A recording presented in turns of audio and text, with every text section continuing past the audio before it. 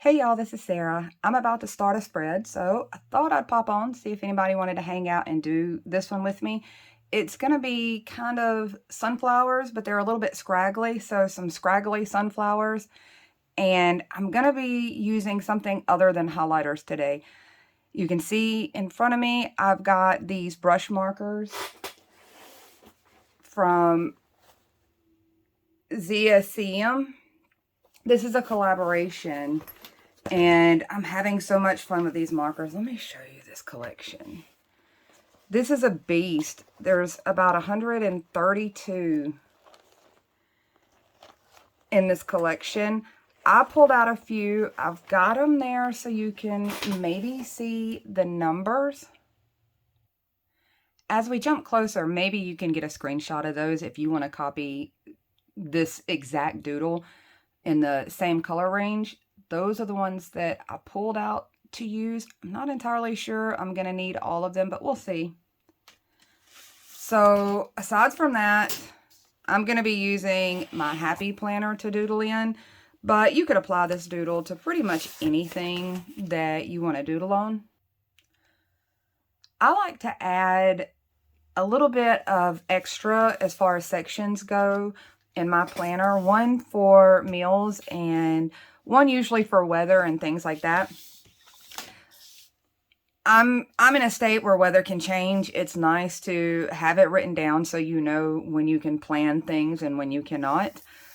So I put the weather on mine, and for the sake of this, I grabbed just a generic gray highlighter because I needed something with a chisel tip. I could probably do this with the brush markers. I haven't really tried using it against a straight edge. So the chisel just kind of helps me do that. I'm going to turn where I can get comfortable, but I usually do maybe about an inch and a quarter, somewhere there along the bottom. You could put one anywhere you wanted to. I'm just going to line that up.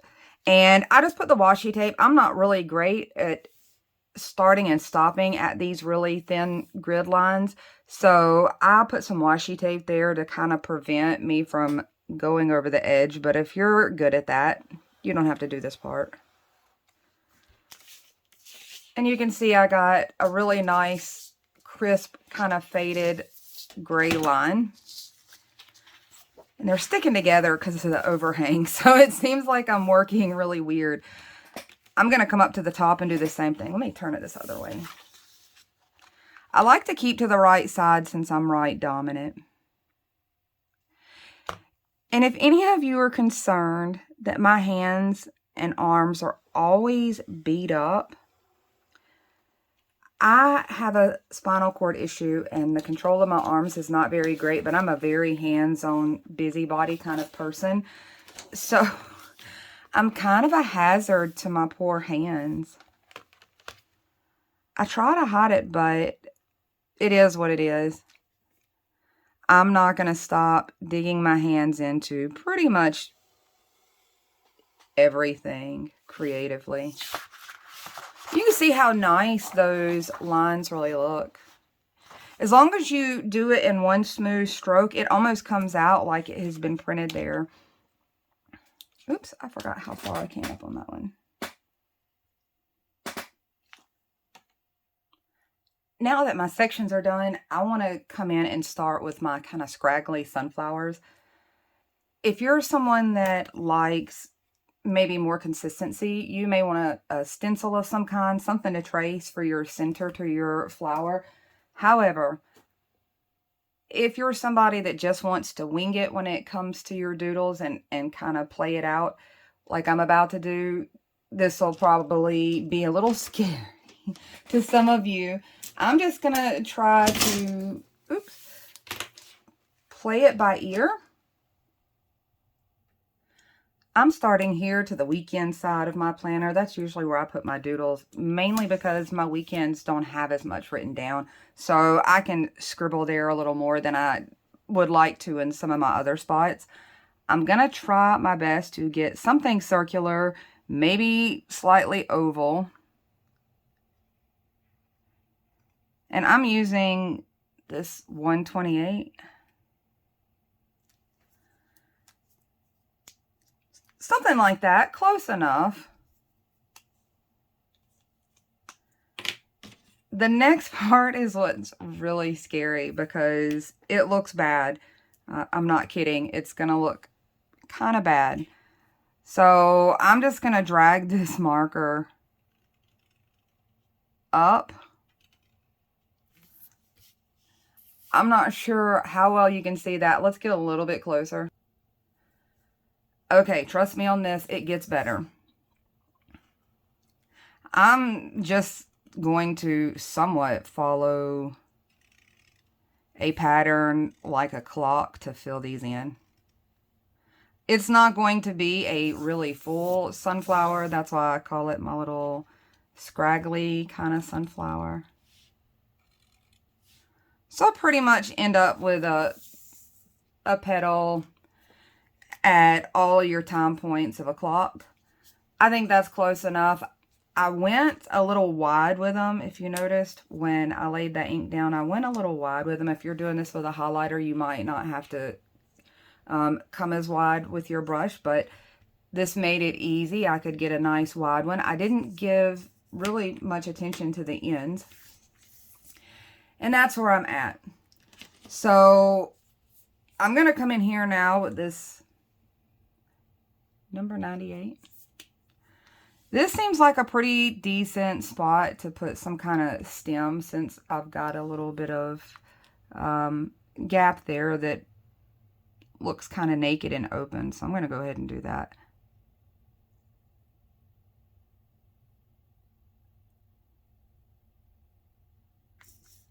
I didn't even do that great of a job with that line, but we're leaving it. I'm leaving it. I think that's good enough. So here's where it gets fun. I know this doesn't look like much, but it does get better. I'm coming in with my trusty Dollar Tree. Can you see that? My clip click. And the first thing I'm going to do is start kind of around my middle section and just do a bunch of little kind of flicky lines. Let's get it a little closer. Hopefully you can see that. So that's kind of where I started. I'm going to take one of these little petals and just kind of outline it. Not even anything spectacular. It's certainly not even.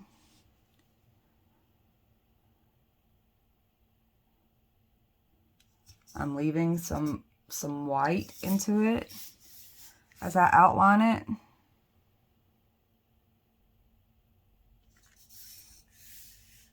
You can see.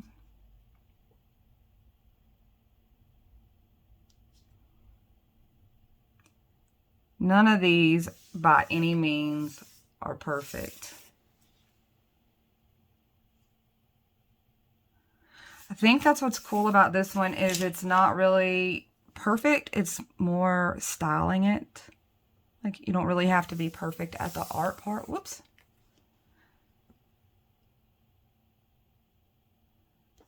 So I could be as crooked with these lines, really, if I wanted to go even more squiggly than that.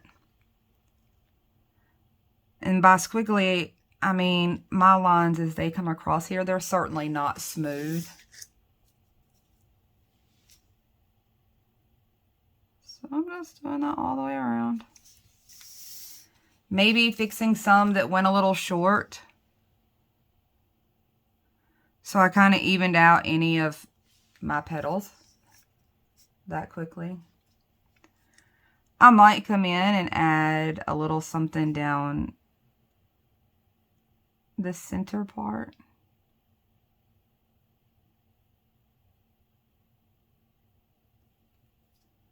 I'm going to drag that a little further out on some of these.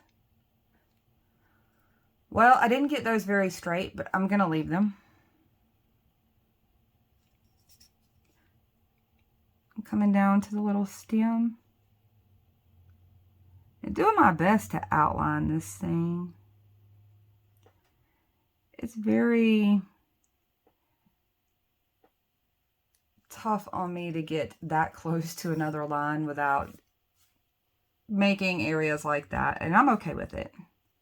That's why I'm creating things where it is okay to have mistakes. So now that that part's done, I'm coming in with this next shade. Can you see that? The 127? Yeah. This is a very chocolatey brown. And I just swooped around under there just a bit. Now with this darker green, this 99, you could do this with any color scheme that you wanted to, honestly. The test run, I have porch markers. I'm not kidding. Just some regular generic kid markers that I can doodle with hanging out outside. So I did my test run on this with those and found it to be pretty cute.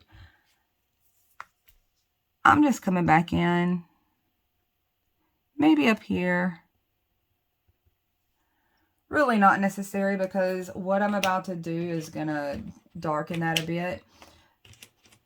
So you can either kind of go to an orangier range or maybe a more mustard range on this part, depending on, do you want those deeper colors in your fall kind of vibe, or do you want it that brighter fall kind of vibe? I don't know, muted maybe. One is a little more muted. That's how I should explain it.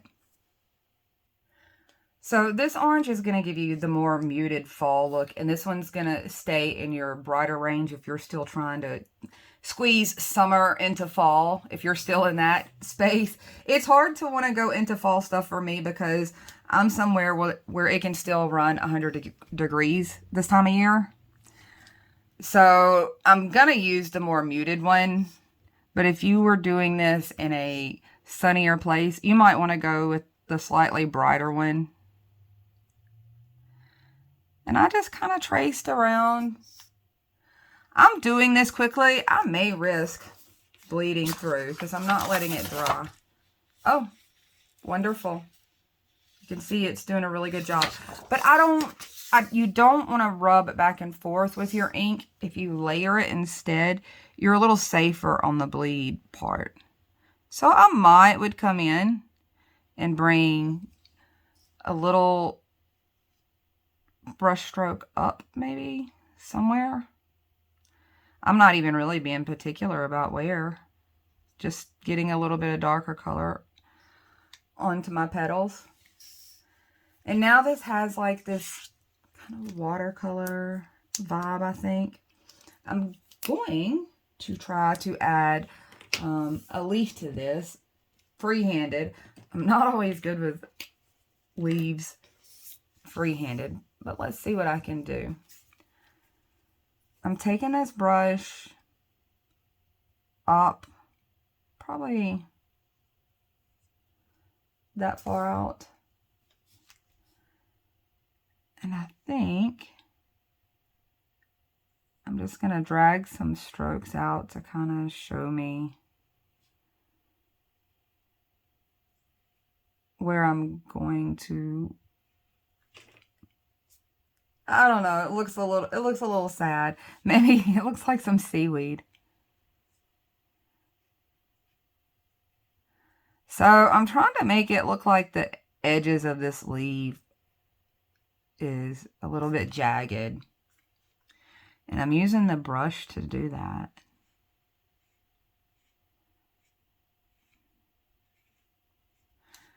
Bringing it down like that in a single stroke is also going to make it look like that leaf has more texture than I otherwise would know how to give it.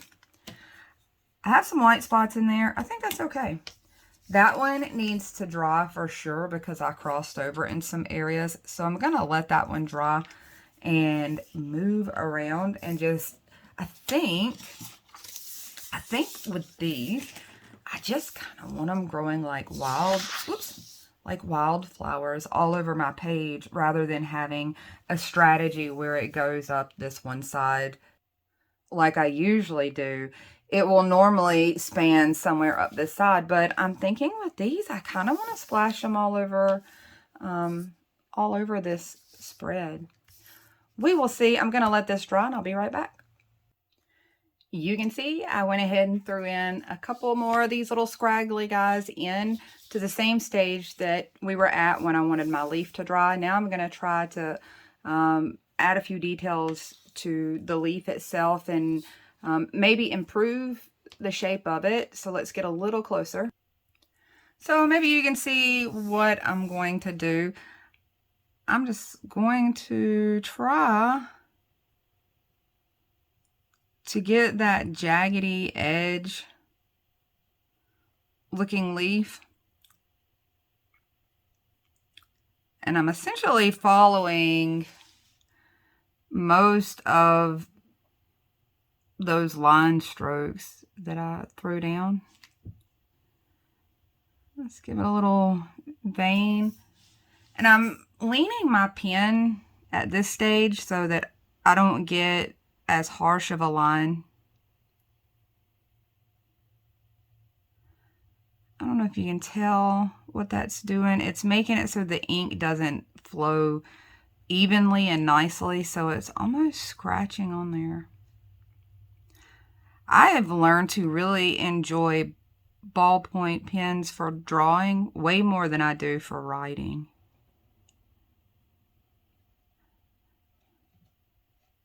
So there's a little detail. I mean, there's a little veining going on there.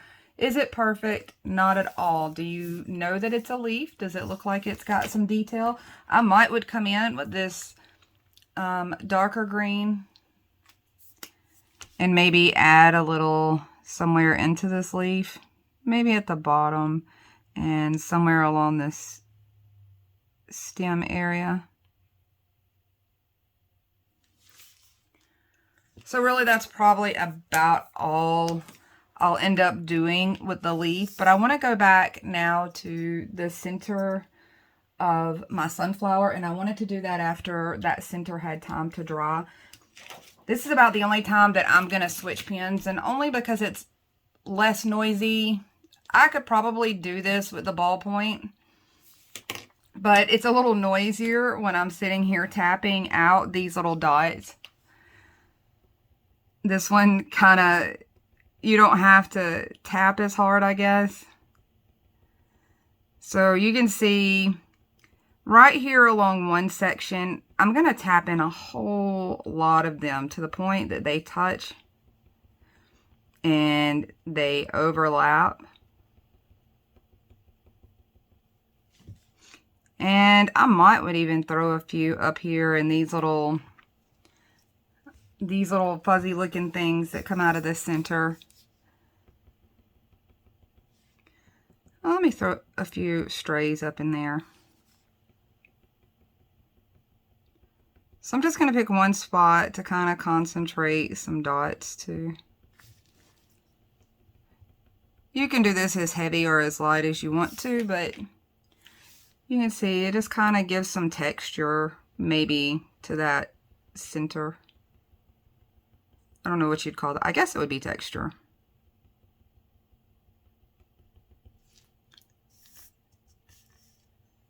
Maybe you can see what I did. So one other thing that you might want to add, and this is not even necessary, they're already starting to look watercolor cute as they are, but I'm going to use my pen again at the very edge of it and kind of drag it along this petal edge. You can see that. It's barely allowing any ink to go down.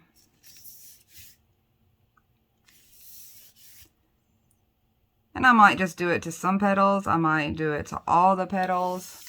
Or you might not find it necessary to throw that extra in there. I'm going to, I think for fall. I kind of like this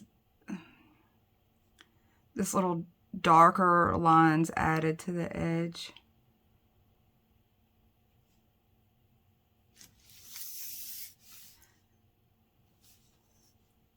And you can see, sorry, I'm out of frame. You can see it just added, none of those lines were really any good, but I think that makes it, I think that makes it better. You can see I'm not, I'm not doing super great following that edge of that petal. And I think that's part of why this works. Maybe I'll go with the bottom edge on these petals. Maybe that'll be easier. The great thing about the doodles I've been trying to do is that they are messy enough that it's almost intentional messiness. It's trying to make a mess look like something. I feel that way about makeup as well.